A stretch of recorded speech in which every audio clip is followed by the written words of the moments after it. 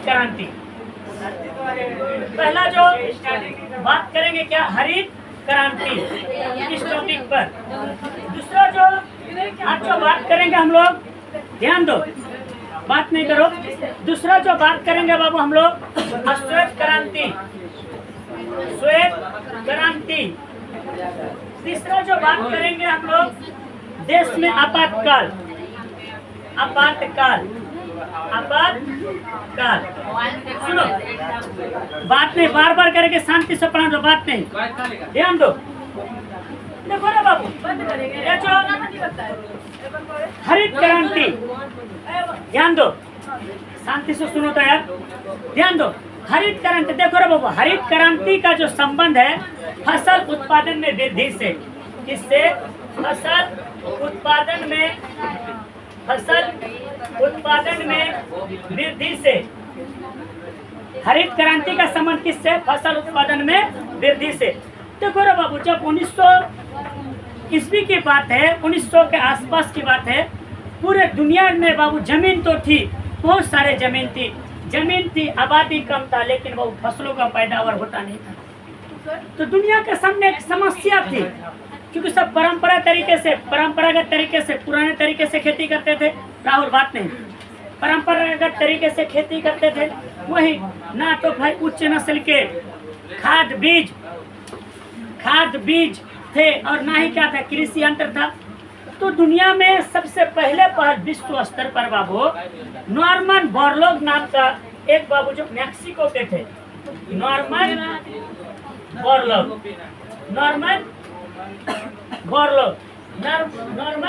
Borlaug ने बाबू क्या किया, किस देश के थे, मैक्सिको के थे, अमेरिका के एक पड़ोसी देश है मैक्सिको। इसी ने बाबू अमेरिका में जाकर के मैक्सिको, इसी ने क्या किया बाबू, अमेरिका में जाकर के पूरे विश्व स्तर पर पहली बार बाबू क्या किया जी, उच्च नस्ल के हाइब्रिड यानी HYV हाई यील्डिंग वैरायटी, इन सारे बीज को तैयार करवाया। और तैयार करवाने के बाद वो उच्च नस्ल के खाद बीज, कीटनाशक दवाई का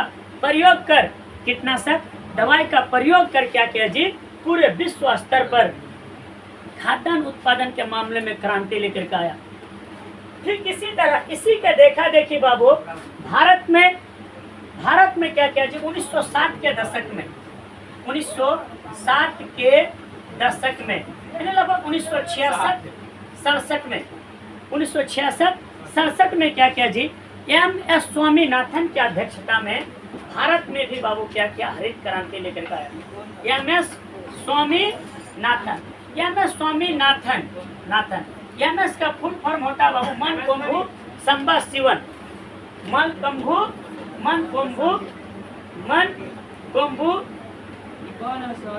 एक कृषि वैज्ञानिक थे। इसी के अध्यक्षता में क्या किया बाबू, भारत में क्या किया, जो लेकर के आ गया, कौन, हरित क्रांति, मनकुंभु संबा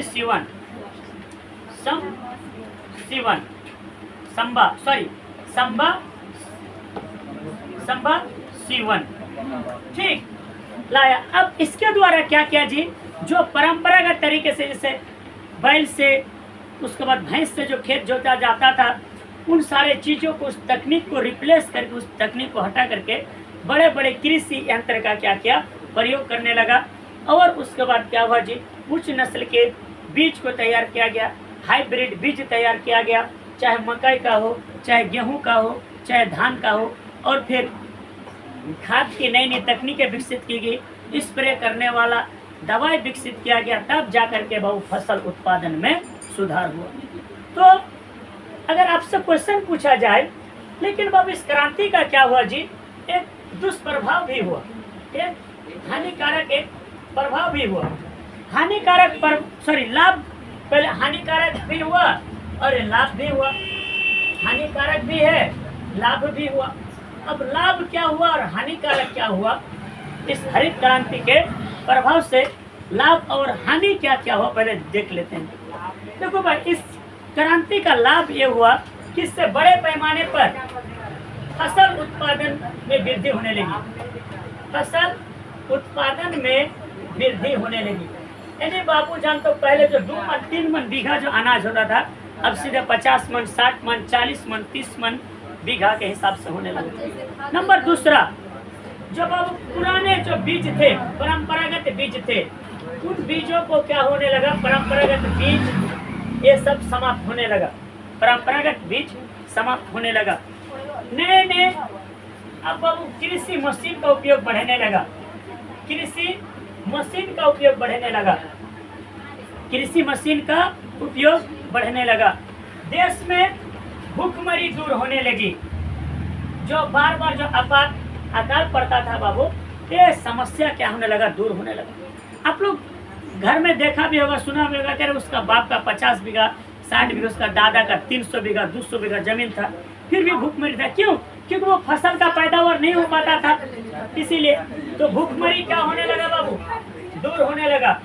लोगों की आय बढ़ने लगी, लोगों की आय बढ़ने लगी, आय माने लोगों की आमदनी बढ़ने लगी। अब बाबू क्या होने लगा जी, कृषि क्षेत्र में लोगों को रोजगार मिलने लगा, कृषि क्षेत्र में लोगों को रोजगार मिलने लगा, रोजगार मिलने लगा। उसके बाद क्या होने लगा जी, कृषि आधारित उद्योगों का विकास होने लगा। ये तो फायदा हुआ भाई, कृषि आधारित उद्योगों का विकास होने लगा। कृषि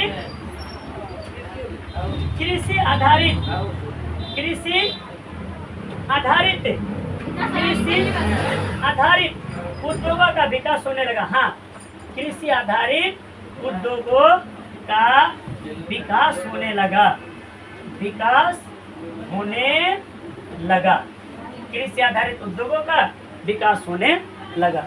अब इस क्रांति से इससे हानि भी हुई, इससे ये हानि भी हुआ। अब हानि क्या हुआ भाई, कि जो देखो भाई, बहुत सारे लोग को पहले जो क्या होता था भाई, परंपरागत खाद बीज समाप्त होने लगा। दीपक शांति से सुनो पहले, ठीक है। परंपरागत जो खाद बीज जो था बाबू, जो हम सबका जो बाबू, जो प्राचीन जो खाद बीज था, प्राचीन जो प्रजातियां थी, वो प्रजातियां समाप्त होने लगा। विभिन्न प्रकार के बाबू प्रदूषण बढ़ने लगा, विभिन्न प्रकार के प्रदूषण बढ़ने लगा, प्रदूषण बढ़ने लगा। जीव जंतुओं की अस्तित्व खत्म होने लगी, बहुत सारे जीव जंतुओं का, जैसे बाबू गिद्ध के कारण बाबू जो डाइक्लोरोडाइफेनिल ये सब का जो बाबू दवाई का जो यूज होने लगा, बहुत सारे कीटनाशक दवाई का प्रयोग होने लगा, जिसके कारण जो जीव जंतु का अस्तित्व संकट में आने लगा। ये सारा बाबू क्या होने लगा जी, समस्याएं आने लगी। तो अगर आपसे क्वेश्चन पूछा जाए कि भाई हरित क्रांति का जनक कौन था, तो एम एस स्वामीनाथन। अब विश्व स्तर भारत में हरित क्रांति का जनक कौन है, तो एम एस स्वामीनाथन। विश्व स्तर पर कौन है, तो बाबू नॉर्मन बोरलॉग। किस देश के थे, तो मैक्सिको के थे। और इसने अपना मतलब कि एक्सपेरिमेंट कहाँ किया, तो अमेरिका में जाकर के किया। हरित क्रांति भारत में किस दशक में लेकर के आया, 1960 के दशक में। और बाबू शुरुआत कब किया, तो 1966-67 में। इससे क्या होने लगा, बड़े पैमाने पर अनाजों का उत्पादन बढ़ने लगा, जिसके कारण क्या होने लगा जी, भूखमरी की समस्याएं दूर होने लगी। इस टॉपिक में अगर फिर आपसे अगर क्वेश्चन पूछा जाए कि भाई हरित क्रांति का लाभ क्या है, तो लाभ है भाई कि फसल उत्पादन में वृद्धि होने लगा, परंपरागत बीज समाप्त करने लगा, कृषि मशीन का उपयोग बढ़ने लगा, भूखमरी दूर होने लगी, लोगों की आय बढ़ने लगी, कृषि क्षेत्र में लोगों को रोजगार मिलने लगा, कृषि आधारित उद्योगों का विकास होने लगा। फिर इससे हानि भी है कि भाई इससे परंपरागत खाद बीज समाप्त होने लगा, प्रदूषण बढ़ने लगा। इससे क्या करने लगा जी, बहुत सारे जीव जंतुओं का अस्तित्व में संकट आने लगा, संकट आने लगा। ये सारा क्या हुआ भाई, इससे इफेक्ट भी पड़ा। ठीक, तो आई होप आशा करते हैं कि आपका टॉपिक समझ में आ गया होगा। अब जो इस चैप्टर का जो दूसरा जो मेरा टॉपिक है आज, श्वेत क्रांति। श्वेत क्रांति का मतलब होता है बाबू क्या कि दूध उत्पादन से, और इसका जो जनक माना जाता है भैया वर्गीज कुरियन को। वर्गीज कुरियन से।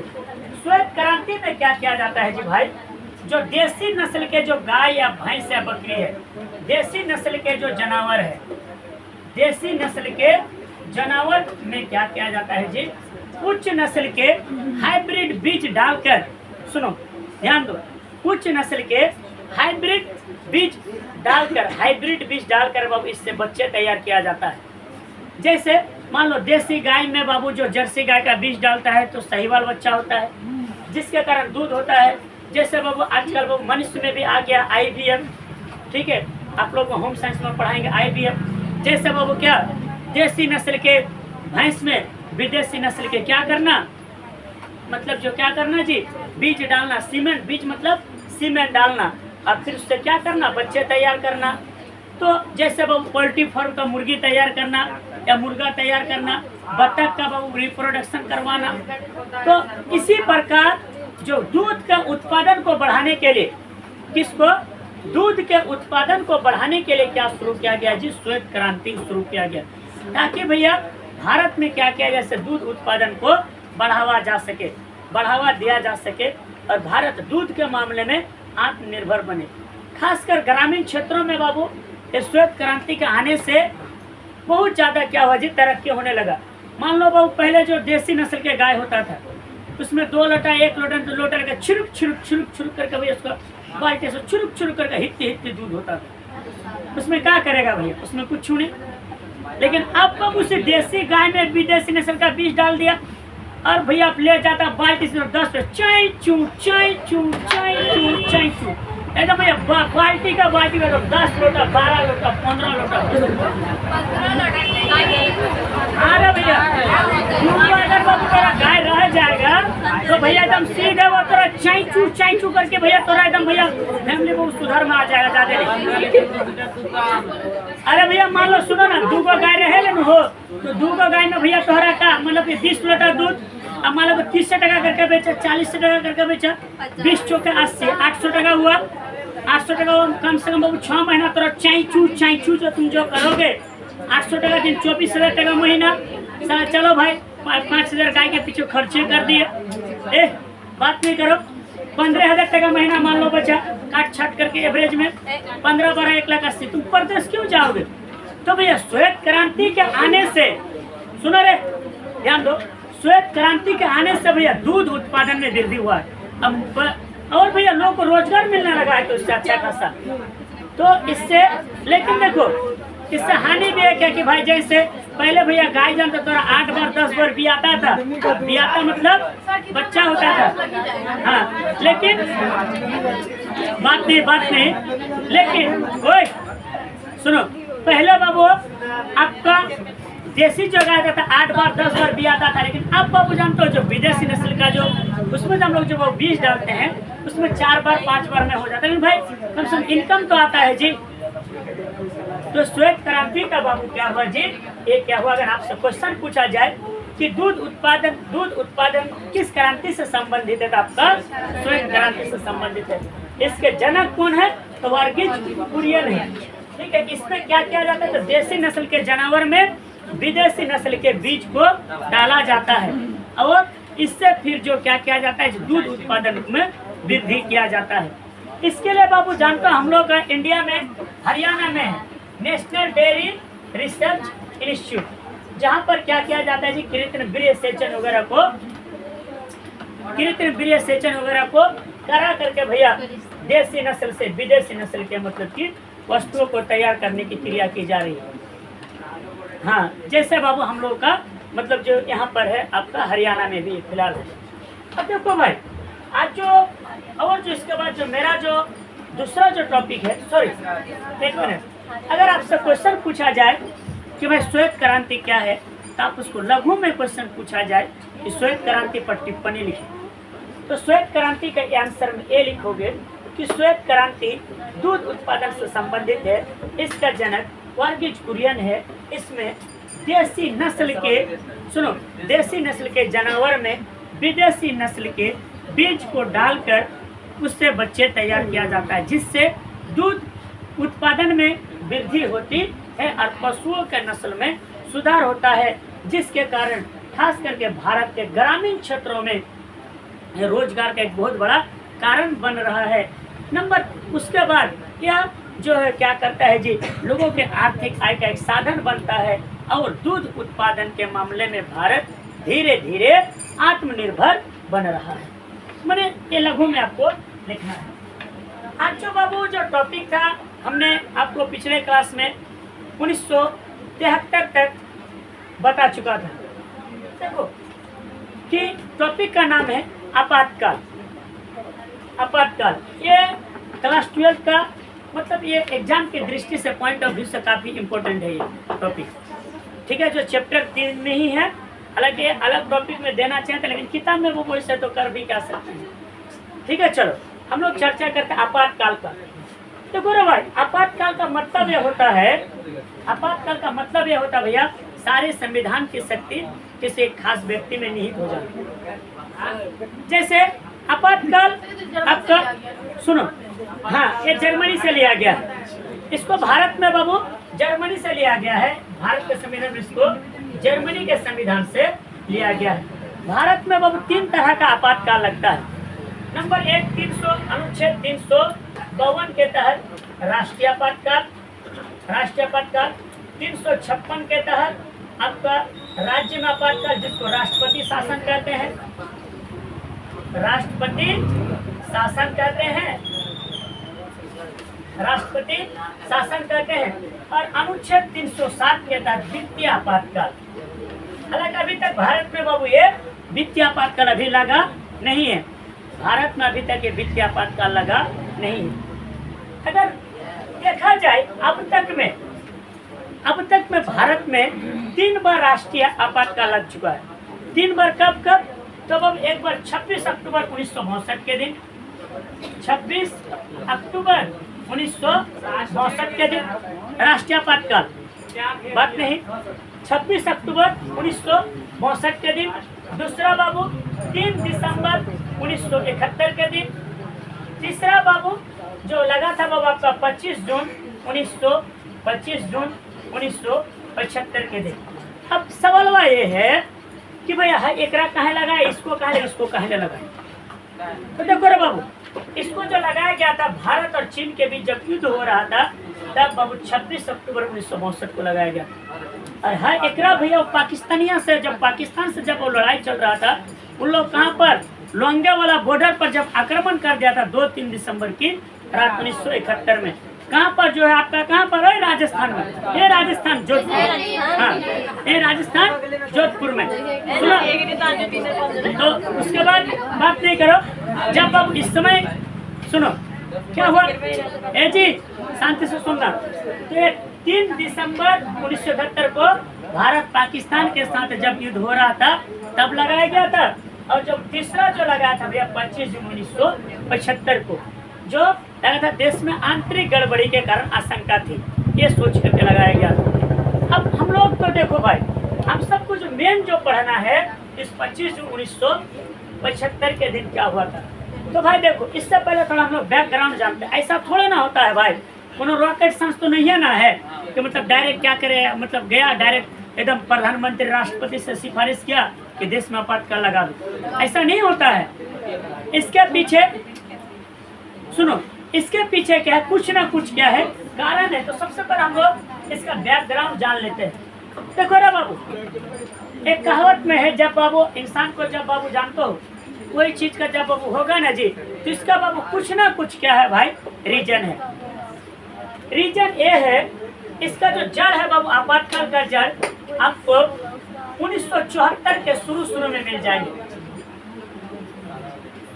1900 बात नहीं करो, 1974 से आपको वो भी जाना है, पढ़ना है किसके बारे में, 25 जून 1975 के दिन से इसी का ये आपातकाल जो है किसके बारे में पढ़ना है। लेकिन ये लगाया क्यों गया, कहाँ से इसका जड़ हुआ, तो जड़ बाबू इसका था 1974 से। क्या हुआ पहले समझो, हुआ क्या रे बाबू, आपातकाल लगाने का कारण क्या था, 1974 से इसका जड़ दिखाई पड़ रहा है। पहला तो जड़ ये था कि भैया उस समय जो इंदिरा गांधी जो 1978 में जो चुनाव जो लड़ी थी वो रायबरेली सीट से, तो और उसके जो विरोध में जो था कोई नारायण नाम का कोई कैंडिडेट था, ठीक है, के नारायण या इस टाइप का कोई कैंडिडेट था। तो बाबू इसके ऊपर उस समय जब बाबू ये जो केस जब जो हुआ, मतलब जब चुनाव जीती, तो उसने केस ये किया, सुना गौर करके, कि भाई इस चुनाव में क्या क्या धांधली हुआ है, इसी कारण से क्या क्या जी इलाहाबाद हाई कोर्ट में बाबू ये केस किया था कि इंदिरा गांधी के चुनाव को, मतलब चुनावी सदस्यता को उसको जो रद्द किया जाए, उम्मीदवारता को रद्द किया जाए, इसको लेकर के यहाँ से तो एक मैटर चल ही रहा था। 1971 में क्या हुआ भाई, बांग्लादेश के साथ बाबू पाकिस्तान के साथ लड़ाई हुआ, बांग्लादेश का उदय हुआ, जिसके कारण वो भारत की आर्थिक स्थिति काफी डगमगा गई थी, आर्थिक स्थिति काफी बाबू गड़बड़ हो गई। नंबर तीसरा जो बाबू कारण था भैया, बांग्लादेश से लगभग 2 करोड़ के आसपास शरणार्थी आए, जिसके कारण बाबू वो जो बांग्लादेश जब बना था ना, तो सब मार धाड़ जब चल रहा था तब आ गया। इसके कारण बाबू 2 करोड़ लोगों को लगभग खिलाना पिलाना मुंह का बात थोड़ी है, 93,000 सैनिक था, ये सब तो कारण थे। और तो एक तो युद्ध का खर्चा, उसके कारण बांग्लादेश से आए लोगों, शरणार्थी की समस्या के कारण। नंबर सुनो, उसके बाद जो बाबू और जो कारण ये था कि भाई देखो 93,000 सैनिक को बाबू एक बंधक भी बना करके रखा था, ये सब एक रीजन था। एक और भी रीजन ये था भाई, देखो 1971 में वो भयंकर बाढ़ भी आए, भयंकर बाढ़ आया, चारों तरफ से भयंकर एकदम बाढ़, एकदम भयंकर भयंकर बाढ़ आया। इन सब के कारण से जानते हो जी, देश का बाबू आर्थिक स्थिति एकदम पूरा मतलब गड़बड़ा गया। जब गड़बड़ा गया, इंदिरा गांधी बाबू चुनाव दे करके जब चुनाव जीती थी 1971 में, गरीबी हटाओ का नारा। अब गरीबी हटेगा क्या भाई, साला उल्टे गरीबी बढ़ गया, एकदम कड़कड़ा एकदम काला से भैया, एक देश का आर्थिक स्थिति डामाडोल हो गया एकदम सीधे। गरीबी हटने के बजाय गरीबी एकदम बढ़ गई। दूसरी बात क्या होने लगा भाई, चारों तरफ वो बेरोजगारी बढ़ने लगा, भ्रष्टाचार बढ़ने लगा, बेरोजगारी भ्रष्टाचार, बेरोजगारी भ्रष्टाचार, भ्रष्टाचार, ये सब बाबू चारों तरफ से बढ़ने लगा। स्कूल कॉलेज में फीस में वृद्धि होने लगी, स्कूल कॉलेज के फीस में वृद्धि होने लगी, स्कूल कॉलेज के फीस में वृद्धि होने लगी। मतलब चारों, सुनो ना, मतलब कि चारों तरफ बाबू क्या करने लगा जी, एकदम डामाडोल टाइप का आने लगा। तब बाबू इस चीज के लिए सबसे पहले बाबू आंदोलन जो दिया 5 जून 1974 को, कौन, आपका जेपी जी, जेपी ने 5 जून 1974 को, कहाँ से, पटना गांधी मैदान से, पटना गांधी मैदान से, पटना गांधी मैदान से, कब, 5 जून 1974 को। किसने नारा दिया, जय प्रकाश, जेपी मतलब जय प्रकाश नारायण ने, जय प्रकाश नारायण ने, जय प्रकाश नारायण ने क्या नारा दिया, संपूर्ण क्रांति का नारा दिया, संपूर्ण क्रांति का नारा दिया, संपूर्ण क्रांति का नारा दिया। अब इसमें क्या, क्यों नारा दिया, क्यों ऐसा किया, तो इसके 4-5 कारण थे। सुना, इसके क्या थे, 4-5 क्या थे। शांति से रहो ना यार, शांति रह नहीं सकते हो क्या, क्लास में अगर अच्छा नहीं तो क्लास से बाहर जाकर बैठो, ठीक है, क्लास को डिस्टर्ब मत करो। सुनो, देखो बाप, आखिर इसका 4-5 कारण था। पहला कारण यह था भाई कि स्कूल कॉलेज में जो कुछ भी फीस में वृद्धि हुई है, स्कूल कॉलेज के फीस में जो वृद्धि हुई है उसको कमी किया जाए, फीस में वृद्धि को वापस किया जाए। नंबर दूसरा, सुनो, नंबर दूसरा बाबू, जो देश की आर्थिक स्थिति को सुधार किया जाए, बेरोजगारी को रोका जाए, माने लोगों को रोजगार दिया जाए, बेरोजगारी रोका जाए, भ्रष्टाचार, जहाँ जहाँ जिस भी ऑफिस में भ्रष्टाचार, घूसखोरी इतना बाबू बढ़ चुका है, इन सबको रोका जाए। नंबर चौथा बात बाबू जान, तो सरकार बहुत सारे कुछ ऐसे काम थे जो मतलब घूसखोरी, ठीक है, सरकार के कामकाज के तरीके बदले जाए, तरीके बदले जाए, लोगों को गरीबी दूर करने का उपाय किया जाए। ये आंदोलन बाबू जैसे दिया, जैसे देने के बाद रे बाबू पूरे बाबू भारत में ये देखा देखी, ये बिहार के देखा देखी भाई भारत के अन्य राज्यों में फैलने लगा। इसी टाइप का आंदोलन बाबू जब तो गुजरात में भैया नव निर्माण आंदोलन का शुरुआत हो गया, नव निर्माणवाद का आंदोलन शुरू हो गया। देखा देखी कुछ भारत के कुछ राज्यों में क्या किया जी, एमएलए एमपी का घर को बाबू घेर करके क्या करने लगा जी, इस्तीफा देना शुरू करवा दिया कि भाई आप सरकार हटाओ और इन सब चीजों को दूर करो। हाँ, इस्तीफा लगवाना शुरू कर दिया। गुजरात में, बिहार में, कुछ क्षेत्रों में बाबू एकदम पूरा देश में सिर्फ आंदोलन के शुरू हो गया।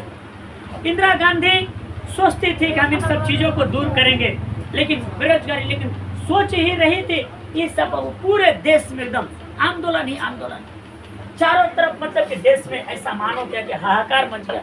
बेरोजगारी, भ्रष्टाचार, घूसखोरी, शरणार्थी, बांग्लादेश से आए शरणार्थी से समस्या, ऊपर से बाबू क्या हुआ जी, तेल की कीमत में भी वृद्धि हो गया, क्योंकि तेल तो अंतर्राष्ट्रीय मामला है। अंत में बाबू क्या हुआ, इंदिरा गांधी उस समय बाबू राष्ट्रपति थे फखरुद्दीन अली अहमद,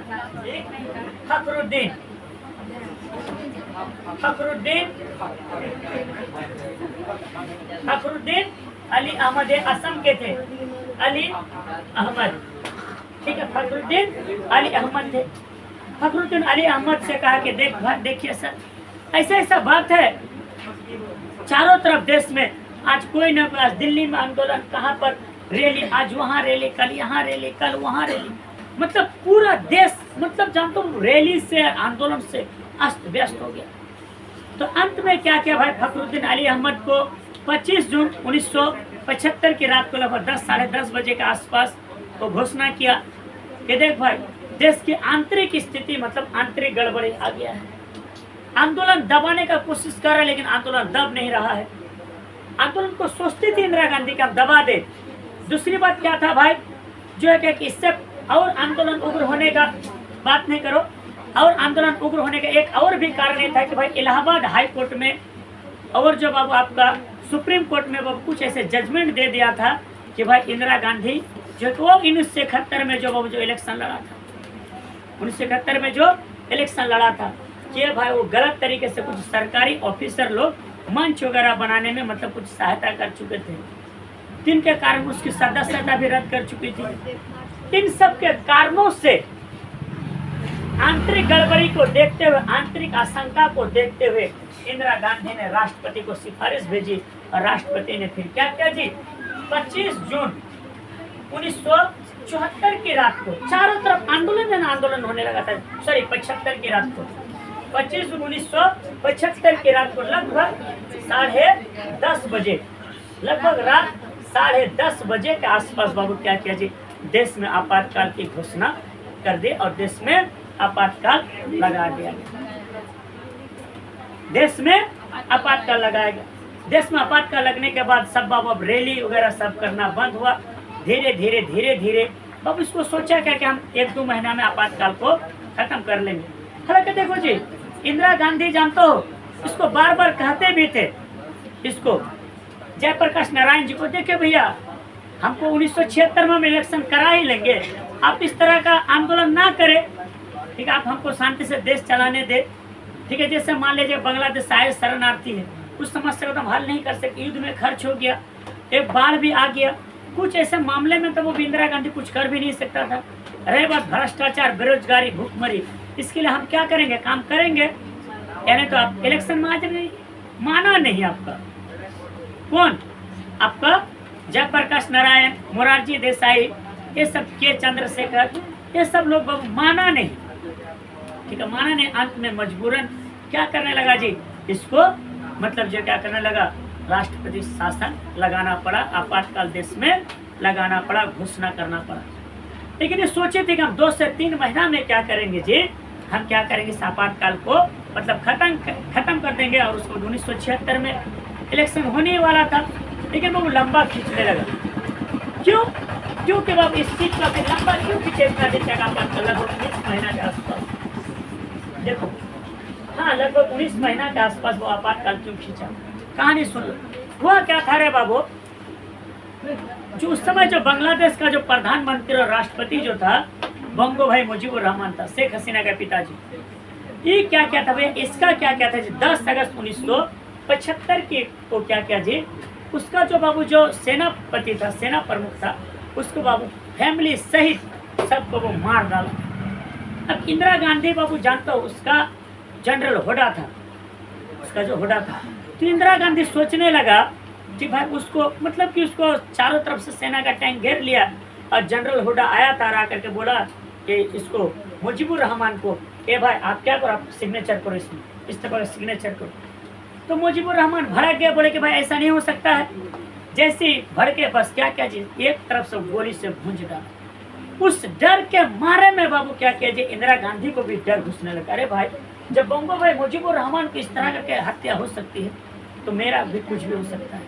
इस डर के साए में, इस डर के खौफ में कुछ कुछ लोगों का कहना है, कुछ कुछ विद्वानों का कहना ये है कि इंदिरा गांधी ने क्या किया जी, इतने लंबे टाइम तक आपातकाल को खींचा। ठीक है, तो आई होप कि इस वीडियो को आपको समझ में आ गया होगा। ठीक है, इसी के लिए आज के तक यही रहने देते हैं।